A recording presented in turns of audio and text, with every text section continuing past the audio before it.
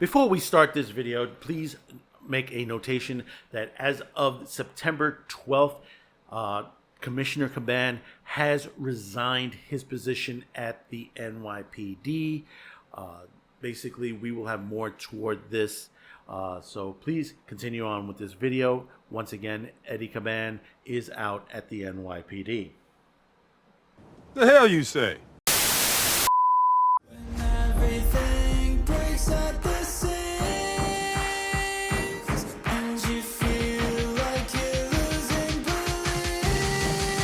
Well, damn it, you just gotta stay strong when it all falls apart and goes wrong. When you feel let down and so lost, and it feels like you can't hold on. Well, damn it, you just gotta stay strong, 'cause sometimes things go wrong, and one day you can make it out and move on. So damn it, you just gotta stay strong.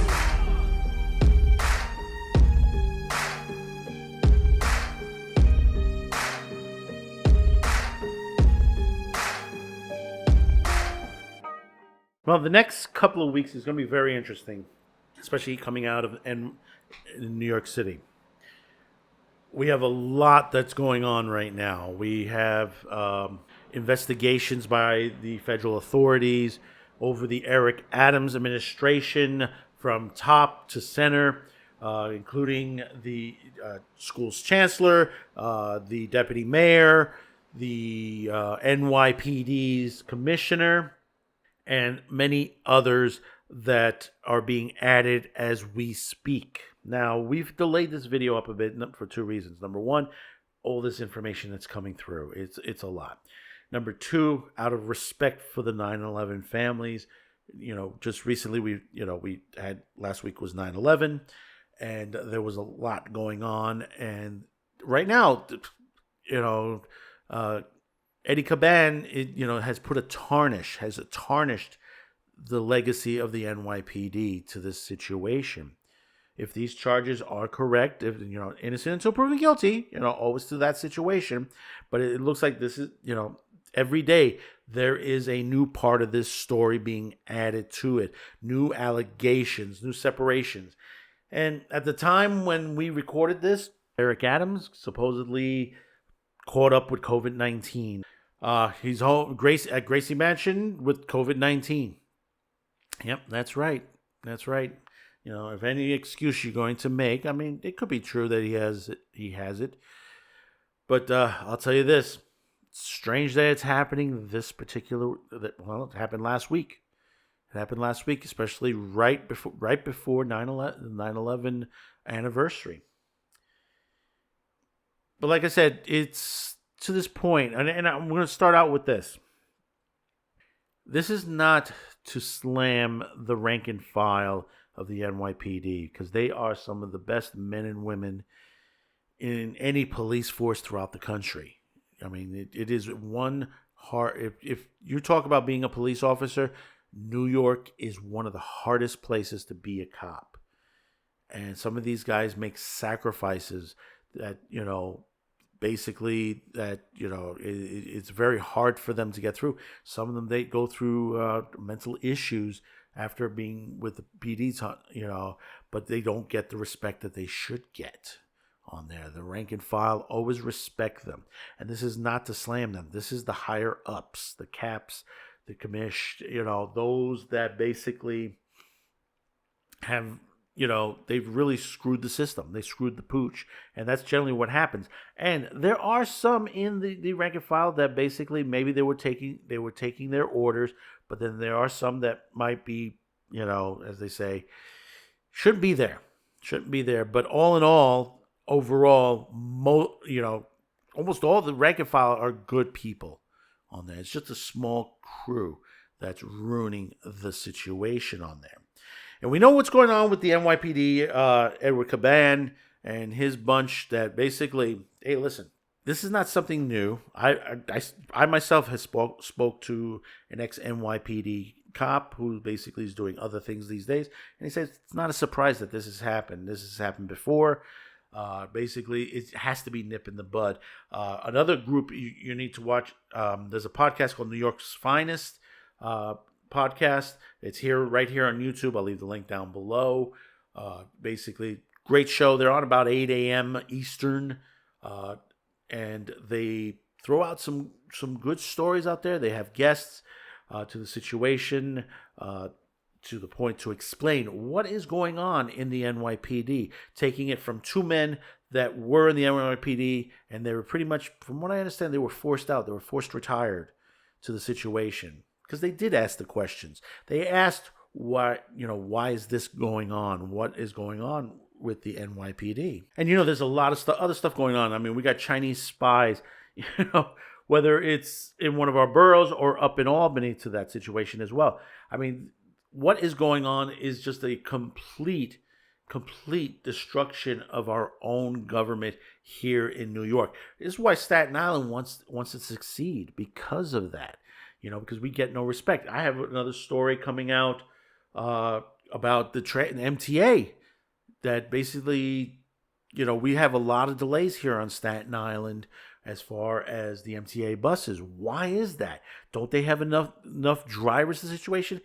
They have the drivers, but they don't have the vehicles. And we'll discuss that in another episode. But that's another tale within itself.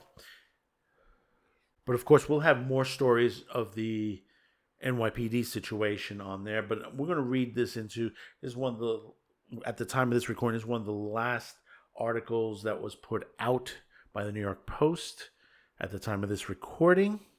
It goes a little bit into the that there is pressure right now. Hopefully, by the time this comes out, Caban has resigned. There are rumors that he's going to resign after 9/11. Others are saying no, he's not going to resign, that he's going to stay put to the situation. Hopefully, we will know, and we'll put out a video explaining what is going on at that point. NYPD Commissioner Caban facing tremendous pressure to resign, but with sources saying not a matter of if, but when. Police Commissioner Edward Caban is facing tremendous pressure to resign, according to political sources who said they don't see how the top cop can stay in their post following federal agents' stunning raid on his home. Calls have been growing for Caban's ouster in the aftermath of the raids last week, targeting NYPD officials and top aides to Mayor Eric Adams, with some questioning how the commissioner can do his job, which involves working with the feds if he's being investigated by them. And the thing about it is, supposedly, according to New York's Finest podcast, that there's been some meetings with the Department of Homeland Security and some other jurisdictions that work together with the NYPD, and they've been questioning as well, can we trust the NYPD to do their job, to this point. So, if Homeland Security is afraid of the situation, that something, there is a problem with NYPD, that's a major problem. And that's only just someone saying this situation. I think it's true, but take it with a grain of salt to the situation, because you never know who's really truly involved in this whole situation. You never know, it might lead into Homeland. It's not a matter of if, but when, one political insider said when asked if Caban could be packing his bags. Sources also said that Caban, at least so far, has not agreed to step down. That means the decision may ultimately fall to Adams, a former NYPD captain himself, who has held fast in his support for his vulnerable chief. Yeah, see, here's the other thing to the situation, that, Adams saying, well, no, this is not really happening. Eric Adams was NYPD. He worked in the NYPD. Not a great cop, from what some people have said on the ground. That you hear from Curtis Sliwa and many others that said, he was a desk jockey. That basically he didn't really do much as far as that. He was, he wasn't much on the ground. That basically, he wasn't a good cop. I don't think anything in life is guaranteed. After being asked at an unrelated press conference if he could guarantee Caban he would still be commissioner in 2 months. I will say this: When I chose Eddie, I chose him for his experience and what he brought after 30-something years of service, the mayor continued. And as you know, rumors are always out there. You can never keep up with the rumors that you hear, he added. There was nothing that came from me that fit those rumors at all. A source with knowledge of the conversations in City Hall said there's a tremendous pressure for him to resign, referring to the top cop. Sources said Caban was in Florida to celebrate his birthday with his family over the weekend, but came back to the city on Monday, and this was last week, and was at work at usual at One Police Plaza, where he gave prepared remarks at a security briefing on the high holidays in the afternoon. Hisner spoke with Caban over the weekend, but it's not clear if Adams came to a decision about the commission's future, sources says. The already chaotic weekend was capped off by Adams testing positive for COVID on Monday. Insiders, even if Caban agrees to step down, the news wouldn't come out until the mayor was able to leave the isolation of Gracie Mansion. As I said before, I got a question, to the situation. The walls have quickly closed in on Caban, the mayor's handpicked successor to former Commissioner Keechon Sewell, who resigned last summer. I'm wondering why, because we still don't know why Keechon had left the position. What did she see? And the thing about it is, if she just walked away to the situation without telling one, or actually, is she the whistleblower? I might ask. Is she giving over evidence? If she's not, and basically she just walked away from the position without saying something to anybody, she could be in trouble herself. Since the feds pounded on his door last week, waiving warrants and demanding his electronic devices, authorities have said very little on why they raided Caban's home or those belonging to several Adams' top allies, but law enforcement sources have said the investigation centers around sweeping corruption and influence peddling. Caban's twin brother, he doesn't look that much like Caban, Edward, a former NYPD officer with a shady past, is also being probed by the feds, allegedly working as a fixer for troubled nightlife hotspots in Manhattan that were running into problems with the cops, I believe. And the thing about it is, he has a protection group with him, a group of NYPD officers. Why was he allotted that? I got to ask that. Last Friday, Adams made it clear on his intention, and this was the week prior to 9/11, to back the NYPD commissioner despite his recent troubles. Commissioner Caban can continue to do his job, Adams told the PIX-11 during a sit-down interview, adding that the commish has driven down crime to its lowest in 14 years.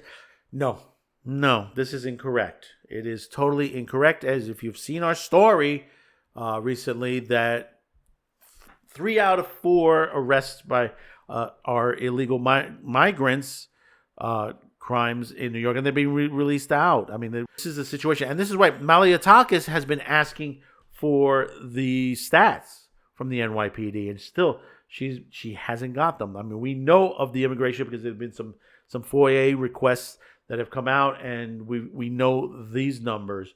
The rest of the numbers we need to know, and they will not release them. But some have questioned how Caban can oversee the NYPD and talk regularly to its partners in the FBI when he's being targeted by the federal agency. As I said before, Department of Homeland Security and other groups. NYPD has a sort of a level of cooperation between the city and federal agencies, to the point, task force, terrorism task force, joint task force, Homeland Security, and many others, that we've been working on them. And, we have NYPD around the world at certain points in certain parts and pieces on there, working with the feds to that point. Adams on Monday, and this is before 9/11, repeated his stay focused, no distractions, and grind mantra. There is no joy in waking up and see any negative comments made about you in writing anywhere, Adams said Monday. So there's no joy, but we have to do the job. He continued, in the name of the game. And I say over and over again, stay focused and no distractions in the grind. And I tell you, Adams is a piece of work.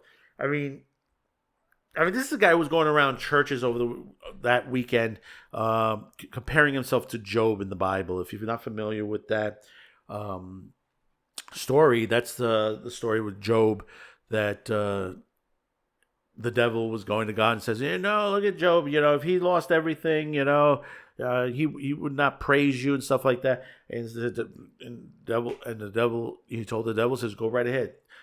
Do your worst to him, and basically you will see that he will still basically praise my name. And that's what happened. And God basically rewarded him with more to his life. If you're familiar with that biblical story on there. And this is Adam's trying to compare himself to this biblical figure.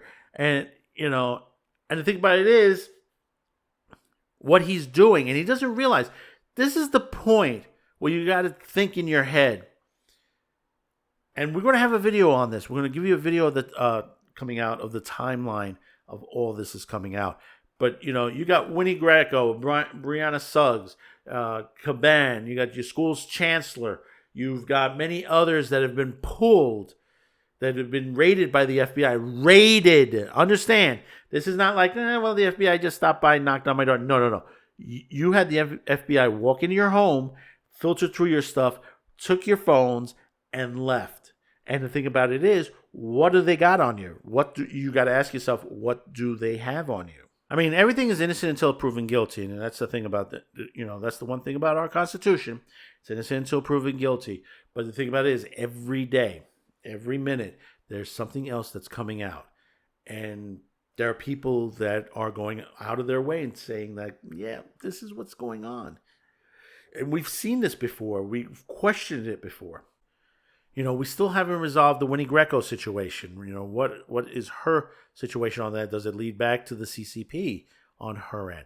And also the Turkish connection with Mayor Adams. What's going on with that situation? That's another investigation that's going on. And there's probably going to be another investigation in Queens as far as the politics in Queens. That one particular Queens seat was up for grabs by the CCP. That's coming as well. And then there are other things throughout. And, we got an MTA story coming up that's going to put a shock on you, to this situation.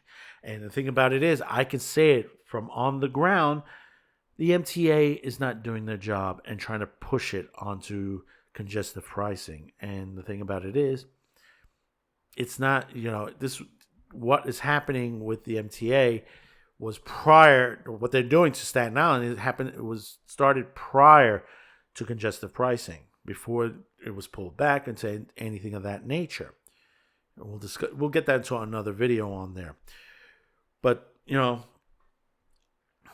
it's not the first time that the nightlife, restaurants, and all that have been subjugated to situations like this. Pay up, or we break your windows. That situation. It's not the first time. We've had this in many decades, that we always hear stories like this. How deep does this go in the NYPD? I think it's mostly in the upper ranks, the caps, and maybe probably a couple of people that were influenced to get into this financially. But all in all, the rank and file, shouldn't be punished for this. It's not their situation. It's their leadership. Remember that. It's the leadership. If your leader is corrupt, that's going to hurt the NYPD. It's going to hurt your organizations. It's bad enough with basically people are chastising the police departments throughout the country to that situation. We have the situations with Antifa, BLM, and all them that have been, cursing out these police departments to the situation. And then now you have something like this with Eddie Caban. So let me know in the comments below. Tell me your thoughts about this situation. Do you believe that, all these allegations, or do you think it's just basically, dust in the wind to that point? Be sure to share this video, because I'll tell you this, Most of the mainstream media, even they talk about this, they talk a little bit about this, not a lot. So do get this out, pass it out. Even if you don't live in New York, get this out to everyone. And remember, there's that little button down there. Hit that subscribe. Come on. We got to get this up here. We're trying to get to 2,000 by the end of the year, maybe more. But we do appreciate those who have subscribed, who's been with us from the beginning, and those who have just joined us and is still with us on there. We really do appreciate this. In this time where YouTubers are being, their channels are being either demonetized or being wiped out completely because, listen, it's an election season. This is what's going to happen. And considering that Google has already been deemed a monopoly and probably going to be split up sometime in the near future, similar to what happened with Ma Bell. So once again, thank you for tuning in. Thank you for your support. We'll see you on the next video. Thank you again, and bye-bye now.